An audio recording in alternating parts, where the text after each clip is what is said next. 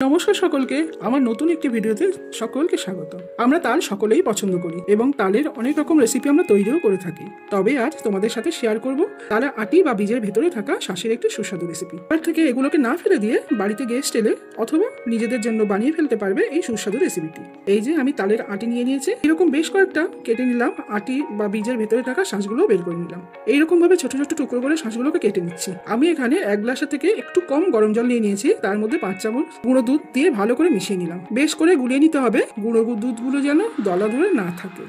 এবার একটি প্যানে দুধটা ঢেলে দিলাম। এই দেখো, আমি এখানে কয়েকটা এলাচও ফাটিয়ে দিয়ে দিয়েছি। দুধটা একটু করে ফুটতে শুরু করলে এলাচগুলো তার মধ্যে দিয়ে দেবো, যাতে করে সুন্দর গন্ধ হয়। দুধটা ফুটতে শুরু করলে একটু একটু করে নাড়িয়ে নেব। এবার কেটে রাখা তাল শাঁসগুলোকে ফুটন্ত দুধের মধ্যে দিয়ে দিলাম। মাঝে মাঝে একটু একটু করে নাড়বো, যাতে নিচ দিয়ে না লেগে যায়। প্রায় 15-20 মিনিট পর তাল শাঁসের সাথে ফোটানো দুধ ও তার স্বাদ অনুযায়ী চিনি দিয়ে দেবো। এবার চিনি ভালো করে মিশিয়ে নেব। দুধটা যতক্ষণ না ঘন হয় ততক্ষণ পর্যন্ত নাড়তে থাকবো। ক্ষীরটা ঘন হয়ে গেলে নামিয়ে নেব।